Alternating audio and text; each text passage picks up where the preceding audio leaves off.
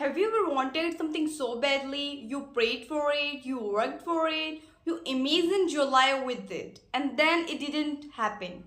Maybe someone you trusted disappointed you. Maybe you failed at something you thought you would succeed at. Maybe you didn't get the opportunity you were waiting for, and maybe a relationship didn't work out.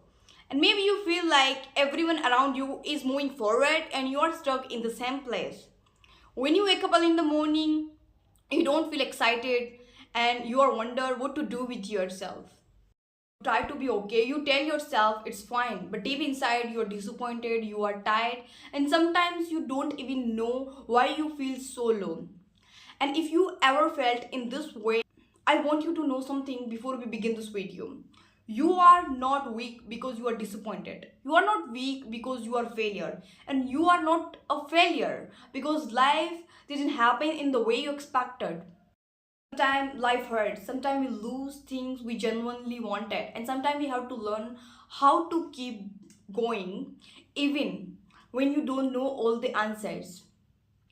In today's video, we are going to talk about something very real: how to deal with disappointment and how to deal with those moments when life doesn't go in the way you want. So, take a deep breath and let's talk about it. First, allow yourself to be disappointed. One of the biggest mistakes we make when something goes wrong, we try to feel better. We say to ourselves, everything is alright, everything happens for a reason, and be positive. But sometimes we don't need to be positive immediately. Sometimes we just need to be honest with ourselves. We just need to say, yes, this hurt me, I wanted this, and I'm disappointed. You don't have to pretend. If something didn't matter just because it didn't work out, if you wanted something so badly, of course you are going to feel something when you lose it. We are humans. The goal isn't to stop yourself from feeling. The goal is to feel without allowing the feeling to control your entire life. If you are feeling disappointed today, don't judge yourself for it. Just ask yourself what exactly I'm disappointed about. Is it the person? Is it the situation? Is the way thing happened? And it is the future you imagine that didn't happen. Because sometimes we are not grieving what we lost. Sometimes we are grieving for the future we imagined. And that's why disappointment can feel so heavy. Don't turn your disappointment into your whole identity. One of the most dangerous things we can do after disappointment is to turn one event into definition of who you are.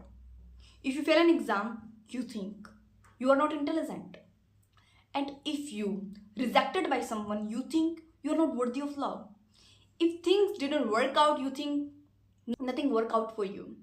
And if you didn't get job, you think you will never be successful. But stop. Think about it. Is that actually true? And is that your mind that is speaking from place of pain? Because one bad experience does not define your entire life.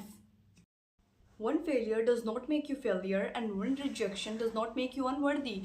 So be careful with your thoughts. Whatever you think, you are going to become that kind of person, because your thoughts are constantly shaping your reality. What you think, you are becoming that kind of person. Your subconscious mind don't know what is real and what is fake, what is true and what is false.